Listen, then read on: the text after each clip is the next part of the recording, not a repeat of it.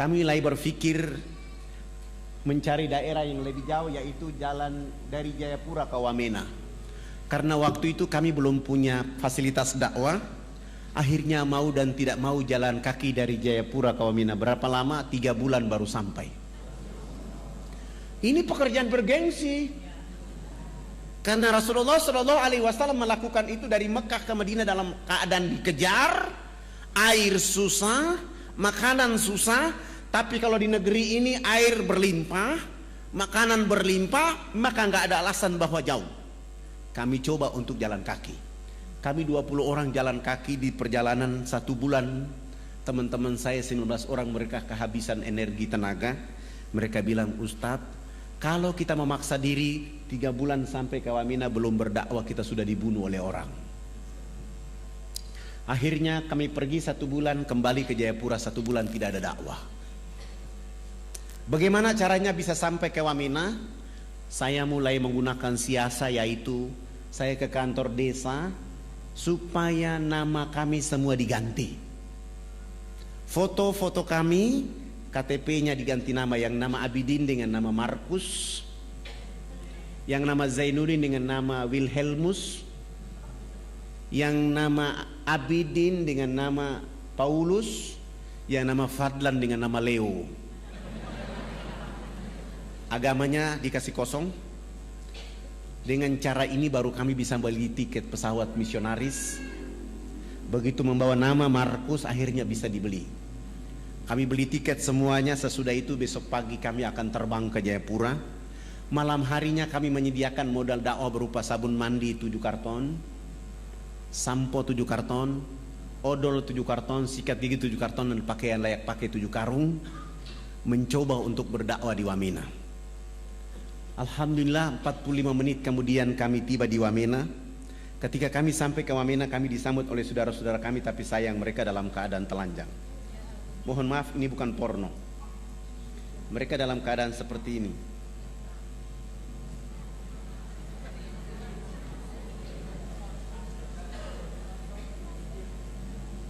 Mereka dalam keadaan seperti ini.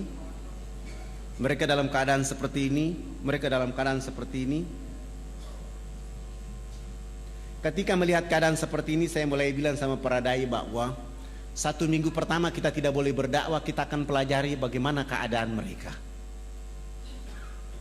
Ternyata saudara-saudara kita di pedalaman itu tidak punya pakaian, maka mereka pakai pakaian seperti itu. Tapi gereja dan misionaris mengatakan bahwa ini adalah pakaian kebudayaan. Setelah mereka dibiarkan memakai pakaian seperti itu, saudara-saudara kita di pedalaman itu juga dilarang tidak boleh mandi menggunakan air bersih. Mereka hanya boleh mandi dengan melulurkan tubuh badannya dengan minyak lemak babi. Sudah tidak pakai baju, pakaian, badannya dilulurkan dengan lemak minyak babi, bau badan yang sangat tidak enak. Mereka berdiri dengan jarak 500 meter dari arah mata angin kita di sini yang hancur. Bau yang sangat tidak enak. Setelah dalam keadaan kondisi seperti itu, orang asing itu melalui Australia membawa minuman keras masuk melalui Port Moresby dengan pesawat kecil itu masuk ke pedalaman-pedalaman ini, kasih minum saudara-saudara kita di sana. Mereka minum, mereka mabok, ada yang teler dan tidur dengan babi dalam kandang. Ada ibu-ibu kita yang melahirkan di pedalaman-pedalaman itu seperti binatang yang beranak di bawah pohon. Begitu bayinya keluar dari rahimnya, untuk memutuskan ari-ari dengan bayi menggunakan ujung batu yang tajam.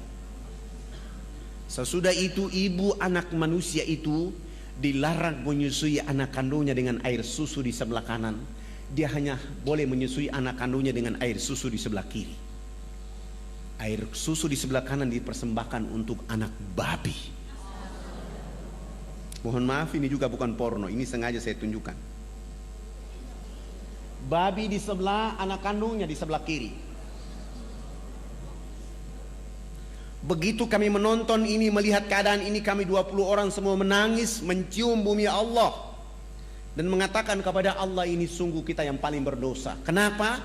Kita sudah merdeka bertahun-tahun, masih ada warga negara kita yang dibiarkan oleh orang lain di negeri ini dalam keadaan seperti itu. Saya bilang sama teman-teman, ini tidak ada cara lain, tidak ada peraturan lain kecuali dakwah dengan Islam. Bagaimana cara berdakwah? Menurut Allah dalam surat An-Nahl ayat 125. Surat 16 ayat 125. Serulah manusia ke jalan agama Tuhanmu dengan hikmah, arif, bijaksana. Berdialog dengan mereka pun dengan arif dan bijaksana. Kepada siapa Allah beri petunjuk, kepada siapa Allah sesatkan. Saya mentadaburi ayat ini dengan menggunakan sabun mandi. Minggu kedua hari pertama, saya mulai mengajak kepala suku besarnya, kami bawa dia ke sungai. Begitu sampai ke sungai, saya bilang, Bapak ikut kami loncat masuk ke dalam sungai. Kami 20 orang ditambah kepala suku bersama-sama jebur masuk dalam sungai. Sesudah itu naik, saya bilang kepala suku berdiri di samping kanan saya, para dai 19 orang berdiri di depan. Dan saya bilang sama kepala suku, Bapak ikut gerakan kami. Saya kasih beliau satu sabun dan saya bilang, Bapak ikut gerakan kami. Begitu kami gosok sabun di sebelah kanan, kepala suku ikut gosok sabun di sebelah kanan. Kami gosok sabun di sebelah kiri, kepala suku ikut gosok sabun di sebelah kiri. Sesudah itu saya ambil sabun dari tangan kepala suku, saya ganti dengan sampo. Rambut kami orang Irian itu kalau belum kena air dengan sampo itu rambut tenang-tenang saja. Begitu kepala suku dia siram sampo, satu botol kecil di atas rambutnya, dia keramas, rambut keribu keriting itu dia mekar kayak bunga yang berkembang. Sehingga busa sampo itu makin tinggi. Begitu makin tinggi jatuh kena hidung kepala suku. Dia mencium harum dari busa sampo itu, langsung pergi, tidak mau lagi bilas dengan air.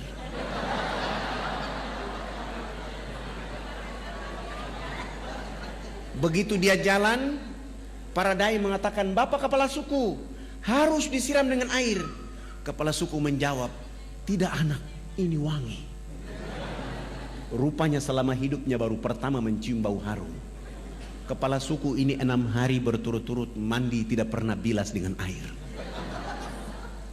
Di hari ke-6 beliau ikut kami datang mandi jebur dalam sungai. Sesudah itu naik, beliau gosok sabun, gosok sampo, dia pakai koteka kayak tadi, berjalan kayak kuntilanak yang berjalan. Kena matahari, busa sabun itu kering di badan, busa sampo kering di rambut.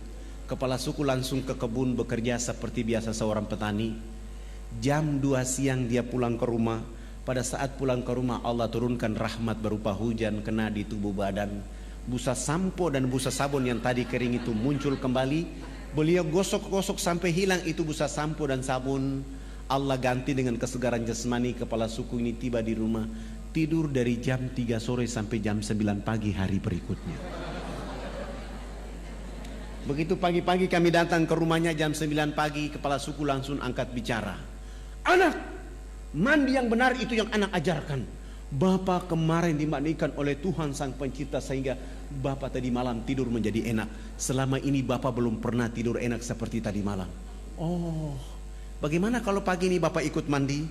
Beliau dengan senang hati ikut kami ke sungai. Hari itu baru mandi dan resmi bilas, naik tidur dari jam 9 pagi sampai jam 3 sore hari itu. Begitu dia bangun tidur, di sana ada kecerdasan, di sana ada pencerahan. Dia mulai kampanye kepada 28 titik adat beliau. Besok pagi yang berkumpul di lapangan dekat sungai itu sebanyak 3.712 orang. Laki, perempuan, tua, muda, besar, kecil untuk mengikuti materi mandi menggunakan sabun mandi yang kami bawa dari Jayapura.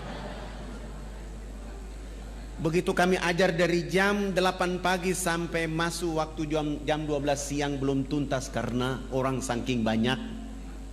Saya skorsing pelajaran mandi karena kami mau sholat duhur. Kami kalau di pedalaman Irian itu tidak bisa sholat di atas permukaan bumi karena babi sangat banyak. Kebetulan kami 1 minggu sudah buat panggung di tengah-tengah lapangan itu menjadi masjid dan musola kami. 3.712 orang itu saya bilang sama kepala suku yang sudah mandi jangan pulang. Yang belum mandi juga jangan pulang. Nanti kami selesai sholat duhur, kami akan melanjutkan pelajaran mandi. Mereka 3.712 orang itu mereka duduk di bawah panggung dan kami 20 orang naik di atas panggung. Salah satu dai dia qomat dan saya takbir. Allahu Akbar. 19 dai ini juga takbir Allahu Akbar. Begitu kami takbir, 3.712 orang itu mereka bangkit dari tempat duduknya, mereka tawaf dengan arah berjalan, arah jarum jam, tawaf keliling panggung sholat. Apa yang mereka lakukan? Mereka berputar keliling panggung sholat dengan berlawanan arah jarum jam seakan-akan orang lagi tawaf di Ka'bah. Mereka perhatikan gerakan-gerakan sholat duhur yang kami lakukan. Begitu saya salam ke kanan, Assalamualaikum warahmatullahi, Assalamualaikum warahmatullahi. Kepala suku besar itu langsung loncat naik di atas panggung dan mengajukan beberapa pertanyaan. Anak, kenapa anak dengan teman-teman berdiri dan angkat tangan dan mulutnya bicara-bicara? Itu maksudnya apa? Saya bilang subhanallah, baru mandi cerdas begini. Bagaimana saya bisa mampu menjawab pertanyaan itu? Hampir saya tidak sanggup. Tapi tiba-tiba ada ilham dari Allah untuk saya menjawab. Saya bilang sama kepala suku dan masyarakat, Bapak kepala suku dan masyarakat dan mama-mama yang ada di sini, kami di atas panggung ini agama kami Islam. Dalam agama kami diperintahkan Tuhan Allah Sang Pencipta dalam satu hari 5 kali menghadapnya di saat dan waktu yang ditentukan. Tadi kami berdiri mengangkat tangan itu artinya kami menyerahkan sepenuhnya kehidupan, diri, jiwa raga kami kepada Tuhan Allah. Yang kami bicara-bicara itu adalah Allah Maha Besar, sementara kehidupan kami dan diri serta jiwa raga kami sangat kecil sehingga tangan kiri kami malu menutup dada kami, tangan kanan kami pun malu menutup tangan kiri dan dada yang penuh dengan kehinaan. Kami menyerahkan sepenuhnya jiwa raga kami kepada Tuhan Allah. Kepala suku langsung mengatakan, ini agama yang benar. Menurut Bapak kami sudah Islam. Tapi kenapa sesudah itu anak dengan teman-teman bongkok badan? Apa artinya bongkok badan? Maksudnya kenapa ruku? Saya menjelaskan, kami bongkok badan itu supaya kami bisa melihat di bumi itu ada batu, pasir, tanah, air, hewan, tumbuhan. Semua itu fasilitas dari Tuhan Allah kepada manusia. Dipelihara, dilindungi, dinikmati oleh karena nanti untuk manusia berikutnya. Ini agama yang benar. Menurut Bapak kami sudah Islam. Tapi kenapa sesudah itu anak dengan teman-teman tunduk mencium papan? Apalagi artinya tunduk mencium papan? Kenapa sujud? Saya menjelaskan, kami tunduk mencium papan itu pertanda kami menangis kepada Tuhan Allah atas kejahatan, maksiat, dosa yang kami lakukan di bumi. Kenapa kami lakukan itu Bapak kepala suku dan mama-mama? Karena sebentar kami mati nanti, kulit, daging, darah, tulang akan dilebur menjadi tanah. Sebelum dilebur menjadi tanah, kami menyatukan telapak tangan, kepala, lutut dan kaki untuk menangis meminta ampun kepada Dia Allah yang Maha Tinggi. Ini agama yang benar. Menurut Bapak kami sudah Islam. Tapi kenapa sesudah itu anak dengan teman-teman lihat ke sebelah kanan mulutnya bicara-bicara, lihat ke sebelah kiri masih bicara-bicara?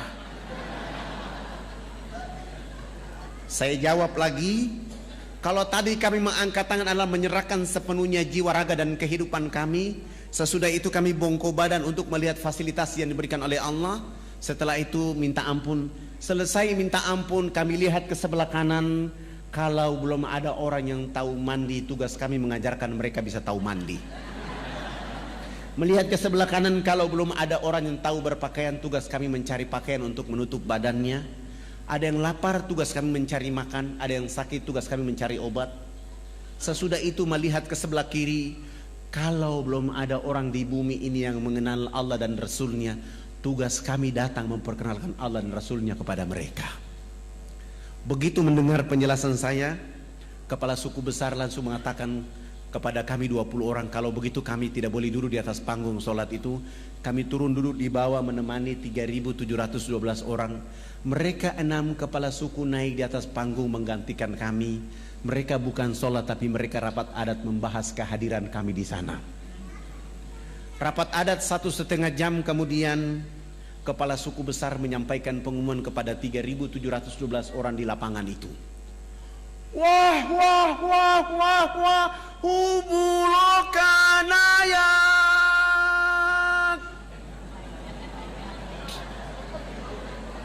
Saya kasih contoh kepala suku, seakan-akan saya kepala suku, Bapak Ibu 3.712 orang. Karena saya ini orang fak-fak, saya tidak tahu bahasa Wamena. Karena bahasa yang ada di Irian itu ada 324 bahasa. Saya tanya kepada orang yang ada di bawah saya apa yang dimaksud oleh kepala suku. Ternyata artinya buat kami 20 orang sangat berbahagia. Hari ini kita senang, hari ini kita gembira karena anak-anak ini sudah datang di tempat kita mengajarkan agama yang benar. Dalam rapat adat kami mengatakan bahwa kita yang ada di lapangan ini harus mengikuti agama yang mereka ajarkan. Kami 20 orang langsung sujud syukur dan menangis berterima kasih kepada Allah Subhanahu wa taala. Terima kasih Allah ya Rabb. Kami belum menyebut namamu ke dalam dada mereka. Kami belum mengajarkan nama kekasih Muhammad ke dalam hati mereka. Kami hanya bawa rizkimu berupa sabun, odol, sikat gigi ya Allah ya Rabb. Lalu kami tidak sanggup berhadapan dengan 3.712 orang itu karena mereka dalam keadaan telanjang, dalam keadaan bau badan, dalam keadaan bodoh, dalam keadaan miskin, tetapi mereka mampu mengatakan kepada Allah dan Rasulnya, asyhadu an la ilaha illallah wa asyhadu anna Muhammad Rasulullah. Ya Allah, mereka dalam keadaan miskin, telanjang, bodoh di bumimu. Dakwamu tiba di tengah-tengah kehidupan mereka. Mereka menyebut namamu. Pelihara dakwah ini, jaga dakwah ini, lindungi dakwah ini agar semua orang di negeri akan menyebut namamu dan nama Rasul Muhammad SAW. 3.712 orang masuk tanpa beban apapun, tanpa paksaan apapun. Mereka dengan mudah mengucapkan nama Allah dan nama Rasulullah Muhammad SAW. Setelah mereka mengucapkan 2 kalimat syahadat, kami berusaha untuk membimbing mereka agar mereka mampu menjadi hamba-hamba Allah. Sesudah itu pekerjaan berikut yang kami lakukan adalah berusaha untuk mengganti nama-nama mereka. Yang nama Abraham kami ganti dengan nama Ibrahim. Yang nama Yohanes kami ganti dengan nama Zainuddin. Yang nama Wilhelmus kami ganti dengan nama Abidin. Yang nama Paulus kami ganti dengan nama Abu Bakar, Hamzah. Dan itu nama-nama yang paling cocok kalau orang Irian masuk Islam. Sangat lucu kalau ada orang Irian masuk Islam, rambutnya keriting, badannya hitam kelin, dipanggil Subagio. Nggak cocok. Tapi Zainuddin, Iskandar, insya Allah. Setelah mengganti nama-nama mereka, pekerjaan berikut yang kami lakukan adalah melakukan hitanan masal mulai dari umur 7 bulan sampai umur 63 tahun. Alhamdulillah, waktu itu kami dibantu oleh ayahanda Dr. Mulia Tarmizi. Kebetulan beliau menjadi Komandan Lantamal Angkatan Laut di Jayapura. Beliau dulu bicara dakwah Islamiyah dan kami mengantar beliau ke atas menghitan saudara-saudara kita di sana. Alhamdulillah. Sesudah itu beliau menulis surat supaya saya membawa surat itu menghadap Presiden Soeharto di Jakarta.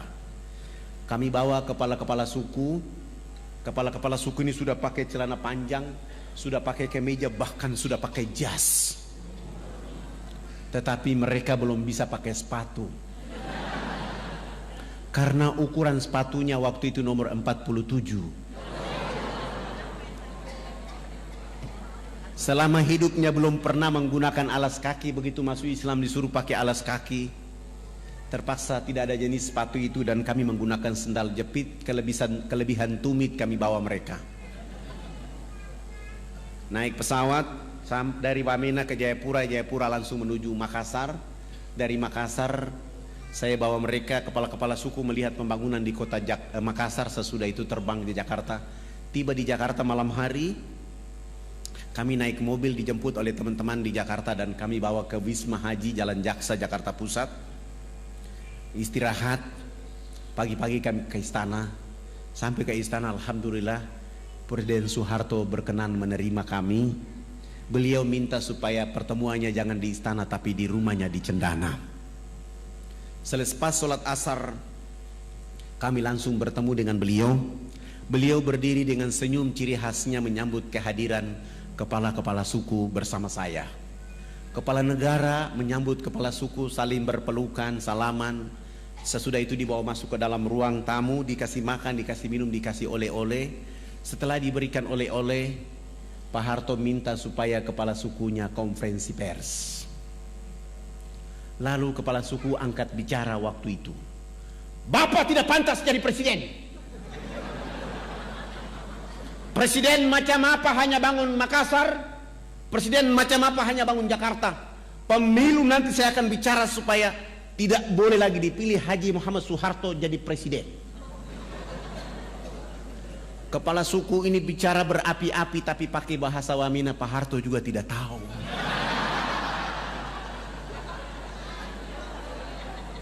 Tapi karena Pak Harto memiliki positive thinking, melihat gerakan kepala suku, beliau pasti punya feeling bahwa ini terjemahannya pasti bagus.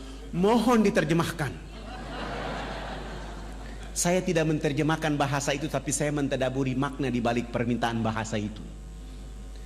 Wartawan TVRI waktu itu kasih saya dan saya menjawab bahwa Bapak Presiden yang terhormat, hari ini kepala-kepala suku sungguh bahagia bisa bertemu dengan Bapak Presiden. Dan kepala suku tadi mengatakan bahwa Haji Muhammad Soeharto layak jadi Bapak Pembangunan Nasional. Dengan cara itu Pak Harto langsung menelpon Menteri Agama, kepala-kepala suku yang tadi datang itu diberangkatkan haji pada tahun itu juga. Dengan cara tadabur bahasa itu beliau menelpon Menteri Sosial, kami dibantu 417 unit rumah layak huni. Beliau juga menyumbang 1000 karung pakaian serba baru. Beliau juga menyumbang 600 karton sampo, 600 karton sabun, 600 karton odol sikat gigi. Dan plus beliau menyumbang 28 masjid kepada 28 kampung yang masuk Islam. Dan beliau mengatakan dakwah Jakarta Wamena tidak boleh menggunakan kapal laut tapi menggunakan kapal pesawat Hercules dari Halim Perdana Kusuma. Alhamdulillah dengan kekuatan itu kami terus melakukan kekuatan dakwah dan bergeser. Setelah Wamena ini hidup, nanti kalau ada bapak-bapak ibu berkenan datang ke Wamena, jangan tinggal di kota Wamena tapi jalan kaki 175 km ke dalam. Kita akan mendengar suara-suara Islam di tengah-tengah hutan itu. Ada saudara-saudara dan anak-anak kita yang rambutnya keriting, badannya hitam kelin, tapi dia sanggup ajan di waktu duhur, asar, maghrib, isya, bahkan di waktu subuh. Terkadang kita tidak sanggup meneteskan air mata oleh karena di tengah-tengah hutan itu jauh dari khalayak ramai, tapi ada orang yang menyebut nama Allah, menyebut nama Rasulullah Muhammad SAW.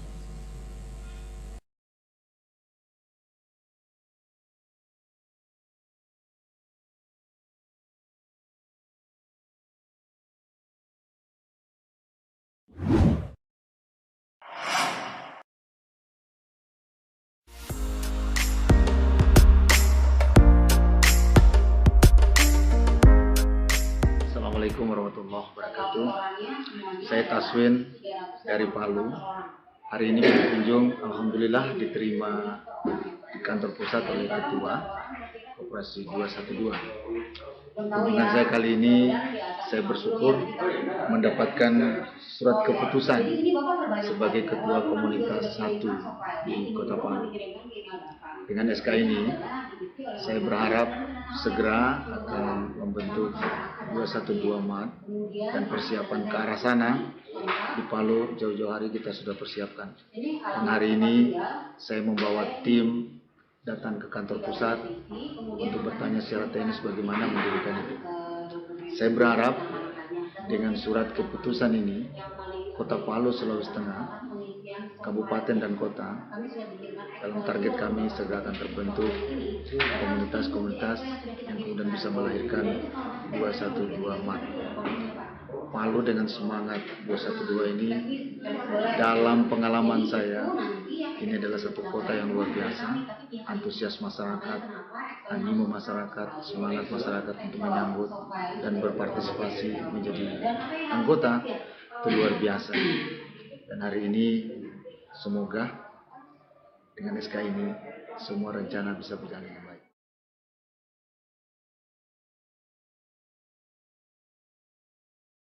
Untuk masyarakat Kota Palu, kenapa harus bergabung ke 212 atau Koperasi 212 atau membentuk 212? Di hari kemudian ada dua pertanyaan dari Allah tentang harta kita. Dari mana kita dapat dan kemana kita belanjakan. Saat Bapak Ibu bergabung ke 212 atau Koperasi 212, otomatis aktivitas kita, aktivitas keuangan kita itu bernilai ibadah karena bergabung di komunitas ini. Saya berharap kesempatan untuk bisa bertumbuh secara ekonomi, bergabunglah ke 212.